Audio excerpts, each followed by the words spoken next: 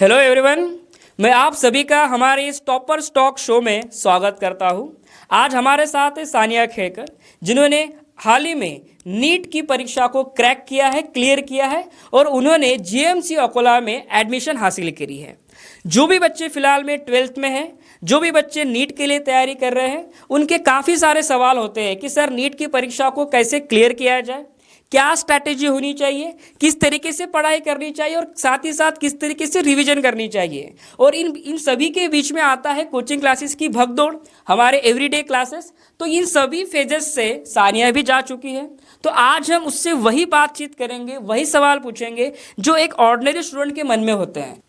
तो सानिया, यहाँ पे सबसे पहले एक सवाल आता है, सभी बच्चों का सवाल आता है कि सर हमारी इस स्टेज में डेली रूटीन कैसे होनी चाहिए। मैं आपको ही पूछता हूँ, जब आप प्रिपरेशन कर रहे थे तब आपकी डेली रूटीन क्या थी?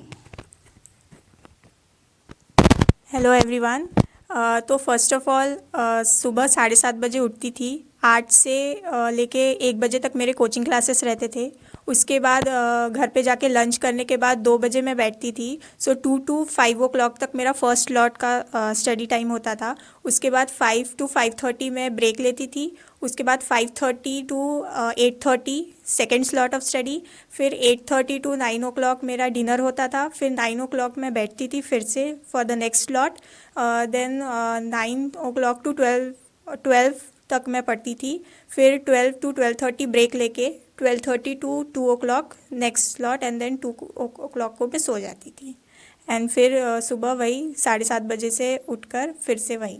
तो ये मैं डेली करती थी विथ प्रॉपर शेड्यूल। यहाँ पे एक सबसे बड़ी इंपॉर्टेंट बात होती है, यहाँ पे सबसे बड़ी एक इंपॉर्टेंट बात होती है बच्चों, कंसिस्टेंसी, जो सानिया के केस में थी। सानिया का रेगुलर शेड्यूल 8 to 2 जो कोचिंग क्लासेस का एक जनरल शेड्यूल होता है 6 घंटे का, वो था ही। साथ ही साथ इसमें कंटिन्यूसली पढ़ाई करना, स्लॉट में पढ़ाई करना 2 to 5 जैसे उन्होंने बताया, बाद में हाफ एन आवर का ब्रेक लिया, उसके बाद कंटिन्यूसली पढ़ाई करना, ये कंसिस्टेंसी मेंटेन करनी होती है। मोस्ट ऑफ द स्टूडेंट में कंसिस्टेंसी कहीं ना कहीं बच्चों हमारी लैग होती है और उसी की वजह से रिजल्ट पे उसका असर दिखता है। तो यहाँ पे और एक चीज़ होती है बच्चों, यहाँ पे रिवीजन की मेथड सबसे इंपॉर्टेंट होती है, क्योंकि सिलेबस बहुत वास्ट है। तो इतने बड़े सिलेबस को आप याद कैसे करोगे? तो इसके लिए हमें चाहिए होती है एक रिवीजन मेथड। तो सानिया, आप इन इतने बड़े सिलेबस को रिवाइज कैसे करते थे, ज़रा वो बताइए। तो सबसे पहले जो भी 11th-12th का सिलेबस था उसके मैंने स्टार्टिंग से, जब भी लेक्चर्स होते थे उसके बाद घर आने के बाद सबसे पहले मैं उसके शॉर्ट नोट्स बनाती थी, अच्छे से रिवाइज करती थी, अलग फॉर्मूला शीट बनाती थी। और जो भी लाइक बायोलॉजी में प्लांट किंगडम है, एनिमल किंगडम है, उसके एग्जाम्पल्स होते हैं तो उसके फ्लो चार्ट्स बनाती थी और मेरे रूम में स्टिक करती थी, ताकि जब भी मैं कुछ रिवाइज करना रहा तो मैं पहले वो देखती थी। तो उस हिसाब से मैंने हर शॉर्ट नोट्स बनाए थे और उसी को रिवाइज करती थी।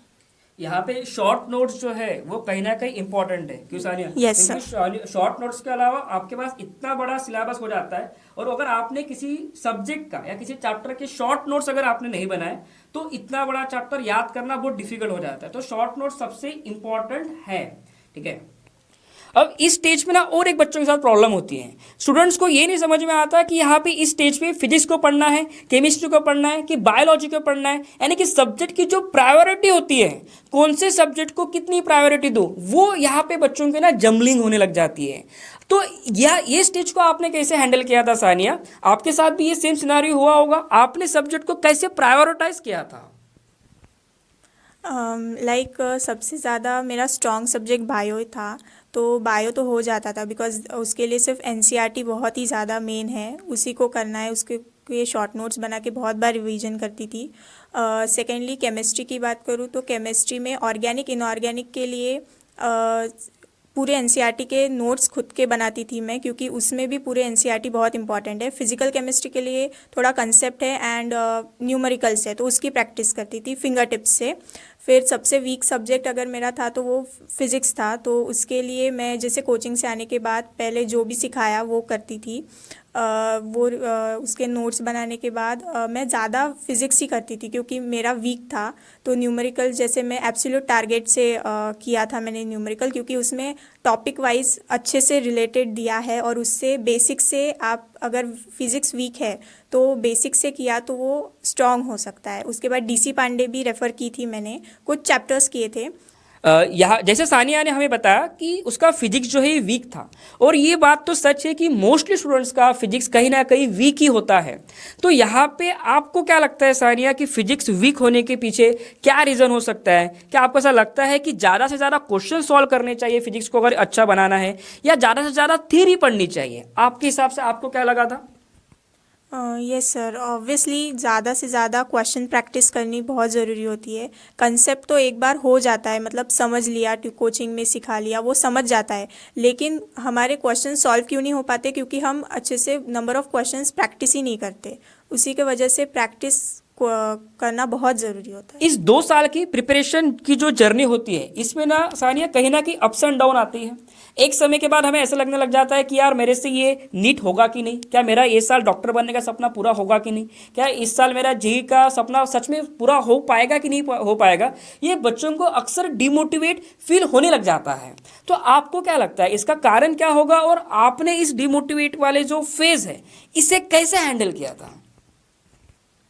मुझे भी डीमोटिवेशन फ़ील होती थी जब कम स्कोर आता था, या हमारे फ्रेंड्स को ज़्यादा आ जाए, हमको कम आ जाए, तो या क्लास में से हम लो स्कोर करें तो ऑब्वियसली डीमोटिवेशन फ़ील होता ही है।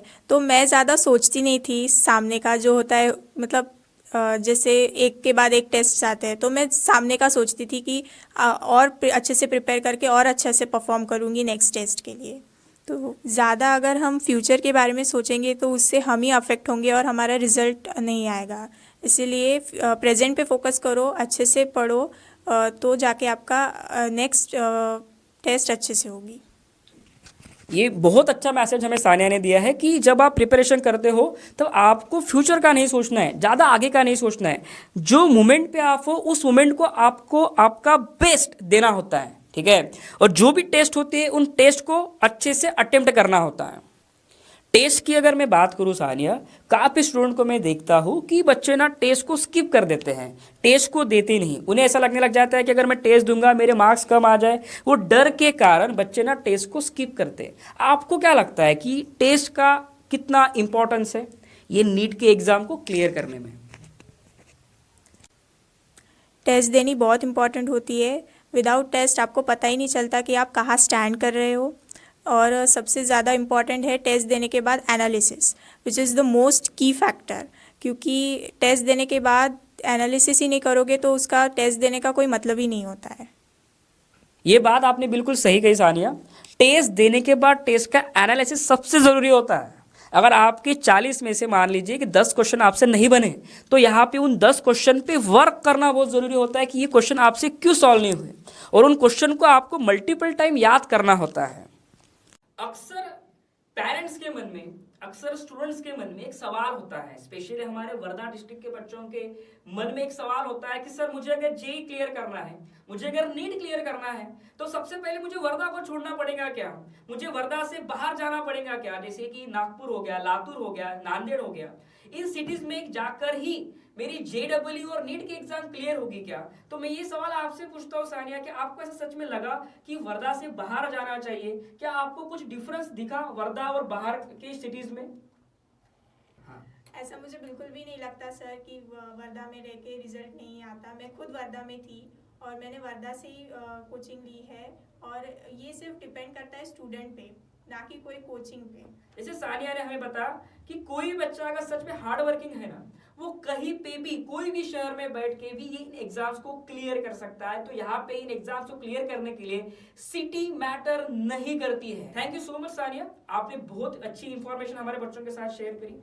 होप सो ये जो वीडियो था ये काफी बच्चों को हेल्पफुल रहेगा प्रिपरेशन करने के लिए, नीट के एग्जाम को क्लियर करने के लिए। Thank you so much everyone.